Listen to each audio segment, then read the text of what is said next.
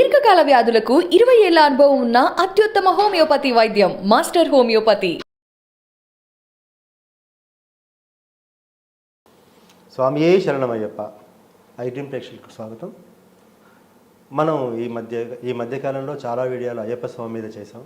ఎందరో గురుస్వాములతో చేసాం. చాలామంది అయ్యప్ప మాల వేసుకున్న మాలధారణ చేసిన స్వాములు వాళ్ళకున్న అనేక సందేహాలని వాట్సాప్ ద్వారా నాకు చాలామంది పంపించారు. ఆ సందేహాలను నివృత్తి చేయడానికి ఈరోజు మనతో పాటు భార్గవ్ గురుస్వామి గారు ఉన్నారు. స్వామి వారిని అడిగి ఆ సందేహాలను నివృత్తి చేసుకుందాం. స్వామి శరణం. స్వామియే శరణమయ్యప్ప. స్వామి, మనకు పంపించిన సందేహాల్లో ఒక మాలధారణ చేసిన వ్యక్తి మాల అంటే కొన్ని రాత్రి పడుకోవడము, లేకుంటే స్నానం చేసేటప్పుడు రాయడం వల్లనో తన ఉన్న 2 మాలలో ఒక మాల తెగిపోయింది. అప్పుడు నేనేం చేయాలి స్వామి, ఇది దేనికి సంకేతం అని బాధపడుతూ పంపించాడు సార్. దానికి ఏంటి? ఒక మాల తెగిపోతే ఇలాంటి మానసికమైనటువంటి ఇబ్బంది వస్తుంది అనేటువంటి భావనతోనే తోడుమాలలు వేయటం మన వాళ్ళు అలవాటు చేశారు. ఓకే, 2 వేసుకోండి అన్నారు. కాబట్టి ఒకటి పెరిగినా కూడా టెన్షన్ పడాల్సిన అవసరం లేదు, ఇంకోటి మెడలో ఉంటుంది కాబట్టి.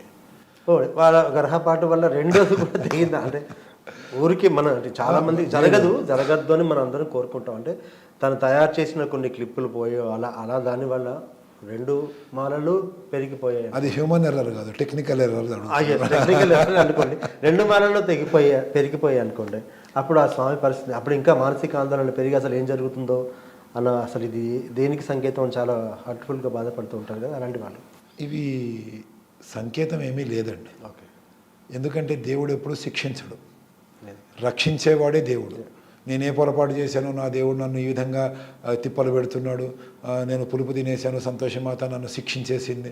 ఏమంటే మన దేవుళ్ళు మాత్రమే శిక్షిస్తారండి, ఇంకెవరి దేవుళ్ళు శిక్షించరా? వాళ్ళు మాత్రం వాళ్ళ రక్తంతో వాళ్ళు చేసిన పాపాలన్నీ కడిగేస్తూ ఉంటారు. మన దేవుళ్ళు మాత్రం మన రక్తం కళ్ళ చూస్తూ ఉంటారు.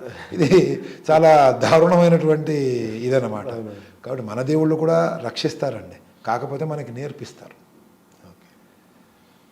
ఈ విధంగా ఉండు అని. మనకి పెద్దవాళ్ళు చెప్పారు 2 మాలలు వేసుకోండి, ఒకటి తెగిపోయినా ఇంకోటి ఉంటుంది అని. అంటే మాలధారణలో నియమం ఏమంటే ఒకటి, కానీ దానికి ఆల్టర్నేటివ్గా ఒకవేళ అని 2 వేయిస్తారు. 2 వేసుకున్న తర్వాత 2 మీరు అన్నట్టుగా తెగిపోవటం అరుదు, ఏదో ఒకటి తెగుతుంది. 2 తెగిపోయినాయి అని అనుకుంటే అప్పుడు మళ్ళీ గురుస్వామి గారి దగ్గరికి వెళ్ళి పూర్తి స్థాయిలో మళ్ళీ వెంటనే మాల ధారణ చేయటము. ఈ తెగిపోయినవి వదిలేసి వెళ్ళిపోకుండా దాన్ని అలాగే ఏ దారంతోనో కట్టి గురుస్వామి దగ్గరికి వెళ్తే ఆయన యథావిధిగా పద్ధతి ప్రకారంగా వీటిని తీస్తూ ఇంకొక మాలని మెడలో వేయటం జరుగుతుంది. అలా వేసారు. మరి ఇన్ని రోజులు వేసిన దీక్షా సమయం దీనికి కలిసి వస్తుందా? కలిసి వస్తుందండి. ఎందుకు కలిసి రాదు? ఇప్పుడు యజ్ఞోపవీతం గురించి ఆలోచిద్దాం. యజ్ఞోపవీతం అనేది ఒడుగైన దగ్గర నుంచి ప్రాణం పోయిన తర్వాత కూడా మెడలో ఉండాల్సిందే. ఇది జంధ్యం.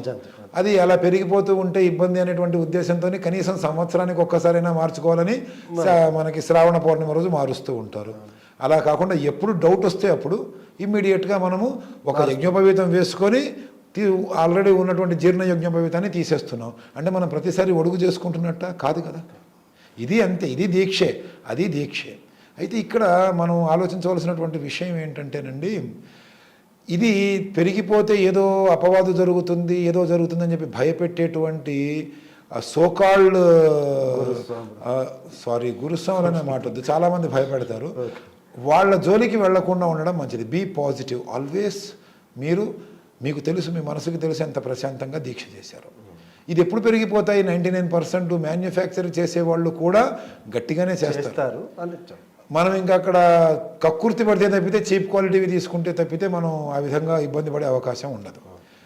కానీ ఒకటే మాలని, ఇప్పుడు తులసి మాల ఉంటుంది, దానికి తగరముతో అల్లుతారు, రాగి కూడా కాదు అది.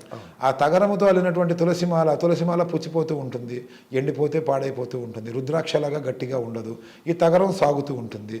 నాకు సెంటిమెంట్ అండి అని ఒకటే మాలని 10 సంవత్సరాలు వాడతానంటే ఎక్కడో చోట తెగిపోతుంది.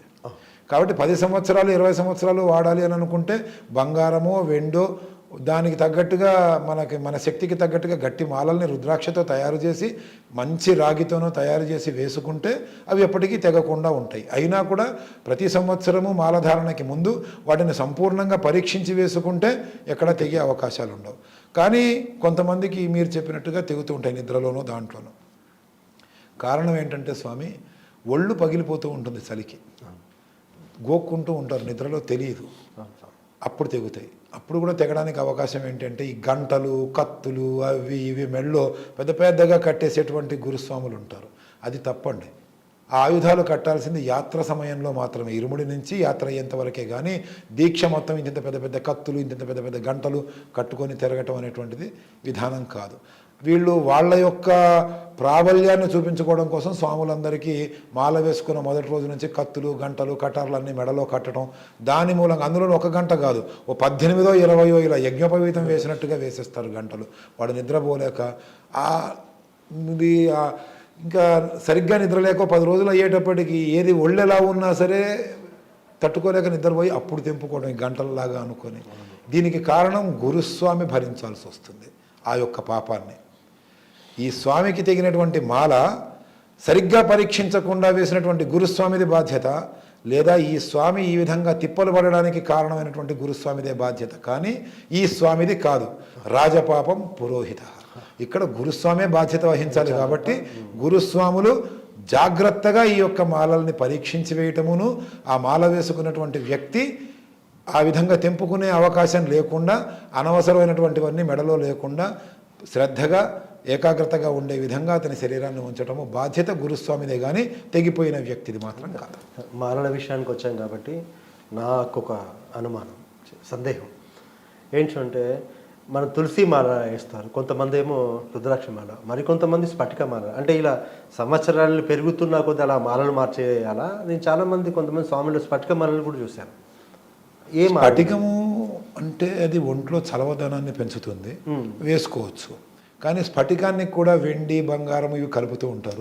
స్ఫటికం వచ్చేటప్పటికి ఆ యొక్క తీగని తెంపేస్తుంది, తినేస్తుంది, అది కట్ చేస్తుంది. కాబట్టి అది మెడలో ఉండగా పెరిగిపోయే అవకాశం ఉంటుంది. కాబట్టి స్ఫటికము నాట్ అడ్వైజబుల్. ఓకే.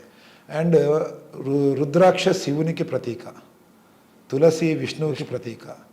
మనము ధరించినటువంటి అయ్యప్ప మాల శివకేశవ తనయుడైనటువంటి స్వామిది. కాబట్టి మనము శివునికి ప్రతీక అయిన భస్మాన్ని, కేశవునికి ప్రతీక అయినటువంటి గంధాన్ని, అండ్ వీళ్ళిద్దరికీ తనయుడైనటువంటి జ్యోతి, వెలుగుతూ మెరుస్తూ ఉన్నటువంటి జ్యోతి స్వరూపముగా కుంకుమని, ఈ మూడింటిని నుదుటిని ధరించినట్టుగా రుద్రాక్షని ధరించవచ్చు, తులసిని ధరించవచ్చు. మిగతా మాలలు ఏంటి అని అంటే అవి ఇంకా ఏవో నలుపు రంగు పూసలు, ఇంకేవో పూసలు, రంగురంగుల పూసలు, ఇవన్నీ కూడా పనికిరావండి. తులసి కానీ రుద్రాక్ష కానీ అవి మాత్రమే ఆ యొక్క భావనని మనని సంతృప్తిగా ఉంచుతాయి.